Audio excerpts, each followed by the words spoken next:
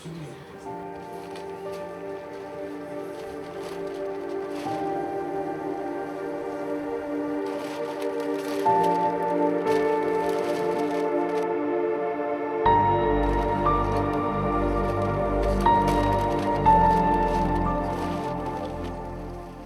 matin, à la ZAC de l'Aiguille et dans d'autres quartiers de Goyave, nous avons mis en place cette opération de solidarité voulue par le président Guy Losbar vis-à-vis de populations sinistrées. Là, nous sommes à l'Aiguille, ensuite on va se rendre à Martros-Toto, ensuite on va se rendre à Sainte-Claire, dans différents quartiers pour apporter des paniers de produits alimentaires, notamment qui proviennent de l'agriculture bio, que ce soit des fruits ou des légumes.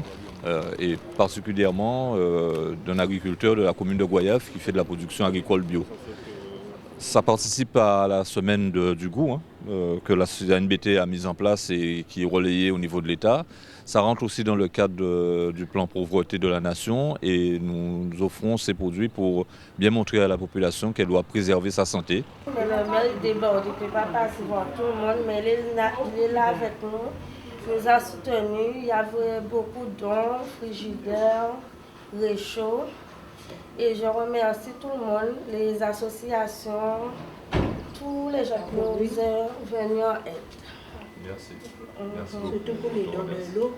Solidarité, post-Fiona, mais en même temps, il faut être dans une démarche de résilience et faire des actions pour la santé des populations. On a donné de l'eau, maintenant on donne des produits agricoles bio. Et c'est ce que nous voulons en partenariat avec l'UDECAG au niveau du Nord Bastère.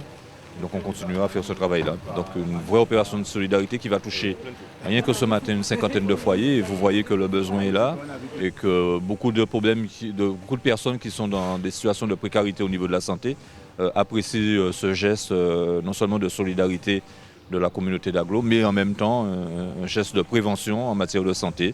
Donc on a réussi à coupler ces deux aspects dans une seule opération. Donc merci encore à la CNBT, merci aux collaborateurs de M. Losbar qui m'ont accompagné sur cette démarche.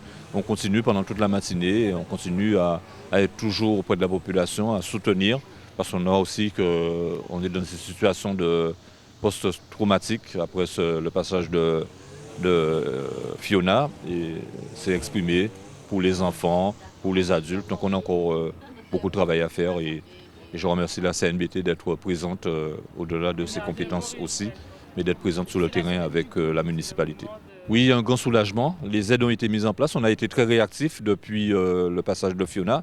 On a traité des problèmes matériels, de déchets, de propreté urbaine, mais on a aussi mis en avant le côté humain, des aides financières de la part du conseil départemental, de la part du centre communal d'action sociale, un soutien moral, des aides alimentaires, en vêtements, en équipement électroménager avec des associations religieuses ou d'autres types d'associations. Vraiment, il y a une grande mobilisation de la société civile et même des acteurs économiques pour faire en sorte que ces sinistrés ne se sentent pas seuls ni abandonnés. Et ce soulagement qui s'exprime prouve bien que le travail que nous faisons, il réussit parce que les gens ne se sentent pas abandonnés. Il n'y a pas pire après une catastrophe naturelle que de se sentir abandonné.